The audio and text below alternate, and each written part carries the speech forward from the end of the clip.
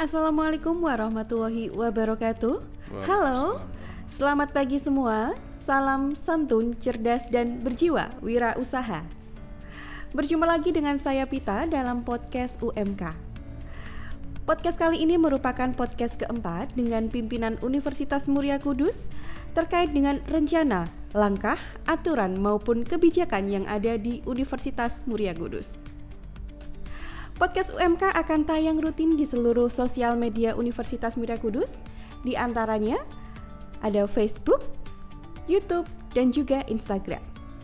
Untuk link sosial media dapat dilihat pada deskripsi.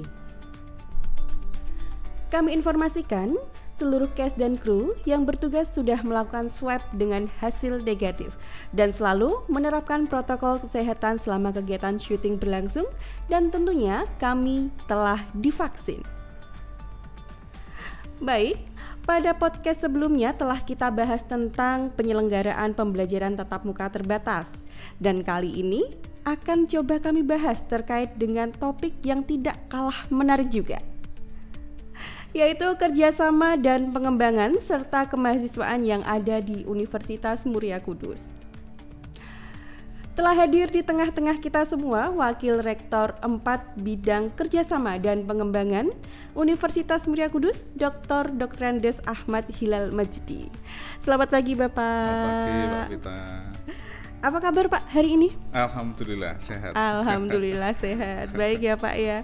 Semangat terus ya Pak. Semangat, tetap semangat. Baik Bapak, mengingat kondisi pandemi yang masih berlangsung seperti saat ini Pak, pastinya dari sisi kerjasama dan pengembangan yang ada di Universitas Muria Kudus dan juga kemahasiswaan pasti mempunyai tips dan trik atau pola khusus. Nah, kami ingin berbincang-bincang tentang bagaimana sih Pak konsep kerjasama yang dilakukan di Universitas Muria Kudus. Iya, baik, terima kasih Mbak Pita. Jadi semua perguruan tinggi itu pasti harus membangun kolaborasi atau kerjasama dengan semua pihak. Tidak ketinggalan juga Universitas Muria Kudus, jadi harus membangun kolaborasi dan kerjasama dengan semua pihak. Nah, bagaimana konsep kerjasama UMK dengan pihak-pihak lain? Yang pertama adalah kita mengembangkan pola kolaborasi yang mutualistis, jadi saling menguntungkan semua pihak memperoleh manfaat. Jadi bukan hanya UMK yang memperoleh manfaat, tapi juga pihak lain juga memperoleh manfaat dari UMK.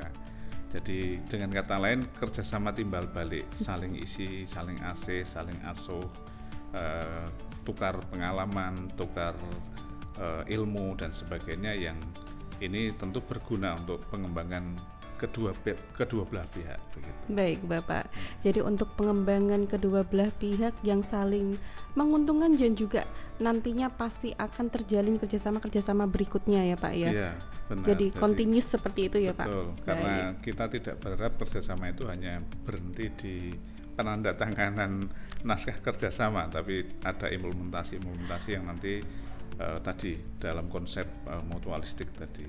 Baik Bapak. Nah Pak, pihak mana saja Pak yang selama ini sudah bekerja sama dengan UMK? Banyak pihak yang harus kita rangkul untuk mengembangkan UMK ke depan. Yang pertama tentu dengan pemerintah, baik itu pemerintah pusat, pemerintah provinsi maupun daerah, dengan semua dinas yang ada di bawahnya.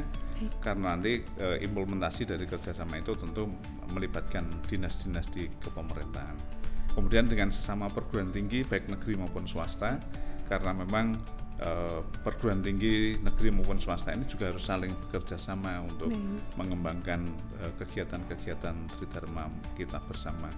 Lalu pihak-pihak lain termasuk perusahaan, kemudian dunia industri, baik itu dunia industri kecil maupun usaha-usaha menengah maupun menengah ke bawah, itu harus dirangkul juga, karena ini sangat bermanfaat untuk kegiatan belajar mahasiswa, terutama terkait dengan kegiatan magang mereka. Apalagi sekarang juga eranya MBKM juga ya Pak, pastinya harus ada kerjasama. Nah inilah, jadi dalam konsep Merdeka Belajar Kampus Merdeka ini kan mahasiswa bebas untuk belajar kemana saja, tetapi bukan berarti sakar PDW gitu. Jadi iya. mereka bisa belajar di perusahaan A atau B atau C atau D, tapi syarat utamanya adalah Universitas Muria Kudus harus sudah punya kerjasama dengan perusahaan itu, sehingga legalitas kegiatan mereka itu akan di-acknowledge oleh sistem yang ada di Universitas Muria Kudus. Baik Bapak. Selanjutnya bagaimana Pak untuk elaborasi dan implementasi kerjasama yang dilakukan UMK sendiri? Ya, tadi sudah saya sampaikan bahwa mostly kerjasama ini di area Tridharma Perguruan Tinggi, tetapi juga bisa dilakukan oleh bidang yang lain, misalnya bidang kemahasiswaan maupun bidang administrasi keuangan, aset dan kehartabendaan. Jadi atau bahasa yang paling gampang, implementasi dan elaborasinya bisa dilakukan oleh bidang 1, bidang 2 dan bidang 3 begitu. Nah, karena terkait dengan elaborasi, maka ketika sudah masuk ke areanya bidang 1, maka bidang 1 akan menggerakkan organ di bawahnya semacam fakultas, kemudian prodi, lalu unit-unit pelaksana UPT itu, pelaksana tugas dan sebagainya, termasuk lembaga-lembaga. Begitu pula kalau bidang 2 nanti dengan melalui bagian kemahasiswaan, kemudian nanti ormawa itu bisa juga melakukan elaborasi dan implementasi dari kerjasama itu. Baik Pak. Untuk target sendiri Pak, apa yang ditargetkan UMK untuk kerjasama ini Pak? Targetnya adalah bahwa eksistensi UMK sebagai sebuah lembaga pendidikan tinggi itu diterima dan diakui oleh para pihak yang menjalin kerjasama itu dengan asas kemanfaatan bersama tadi. Jadi tidak ada target untuk memetik keuntungan sendiri, itu tidak, tapi targetnya adalah kembali tadi ke konsep awal, mutualistik, kerjasama yang saling menguntungkan kedua belah pihak. Baik. Jadi untuk kerjasama sendiri sudah terkonsep dan juga secara implementasi dan juga target sudah diutarakan ya Pak. Betul. Baik. Nah kali ini Pak menyinggung terkait dengan kemahasiswaan Pak. Iya. Untuk kemahasiswaan sendiri Pak, sekarang kan ada untuk pelaksana tugas harian ya Pak ya, ada di bidang 4. Untuk kemahasiswaan sendiri Pak, arah dan kebijakannya seperti apa sih Pak, terutama di era new normal seperti saat ini? Di kebijakan UMK dalam kegiatan kemahasiswaan tidak begitu berubah banyak dengan sebelumnya. Hanya persoalannya ada di bagaimana mahasiswa tetap bisa beraktivitas di situasi pandemi dan new normal ini. Nah, kalau kita sudah bicara tentang situasi pandemi dan new normal, maka batasan-batasan itu kemudian menjadi framework ya, kerangka kerja dari kegiatan kemahasiswaan itu sendiri. Artinya mereka tetap harus memperhatikan protokol kesehatan. Ketika sedang berkegiatan tidak menimbulkan kerumunan, lalu memperhatikan jaga jarak, dan intinya hidup bersih, hidup sehat menjadi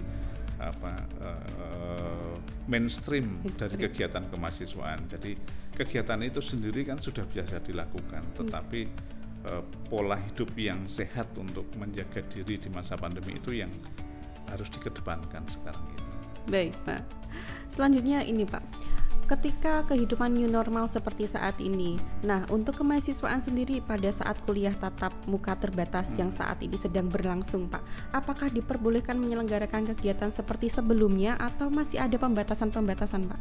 Iya, kegiatan kemahasiswaan tentu tetap harus dilaksanakan, karena kalau tidak nanti mahasiswa mengalami kekakuan ya di dalam belajarnya. Betul Pak. Mereka sudah biasa beraktivitas di luar ruang kuliah, kemudian harus terkungkung dengan pembelajaran model Zoom dan model tatap muka yang terbatas itu, mereka akan menjadi kaku nanti kalau tidak ada aktivitas. Jadi mereka tetap beraktivitas, tetapi sekali lagi dengan batasan-batasan yang tadi sudah saya sebutkan, termasuk diantaranya juga jumlah peserta. Jadi ketika mereka berkegiatan itu jumlah pesertanya berapa? Kalau dulu bisa sebanyak-banyaknya, nah sekarang dibatasi misalnya 30 peserta. Kemudian ruangannya harus ruangan yang terbuka, ya, tetap bermasker, jaga jarak, cuci tangan dan sebagainya. Semacam itu memang kayaknya kok kayak diatur kayak anak kecil lah. Yang sekarang ini aturan-aturan itu bukan hanya untuk anak kecil, kan juga untuk kita semua.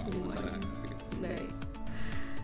Selanjutnya Pak, untuk kemahasiswaan sendiri, pastinya di new normal ada kegiatan maupun agenda perlombaan atau yang lainnya. Nah, prestasi-prestasi itu Pak, ketika kemahasiswaan cara untuk meningkatkan prestasinya seperti apa Pak di masa new normal seperti ini? Iya, kita memfasilitasi mereka dengan berbagai fasilitasi, misalnya pendampingan, ya, ada dosen-dosen yang menjadi pembina yang itu mereka tunjuk sendiri, jadi mereka sudah familiar dengan dosen yang punya minat sama dengan mereka, mereka mintakan untuk dijadikan pendamping atau pembimbing.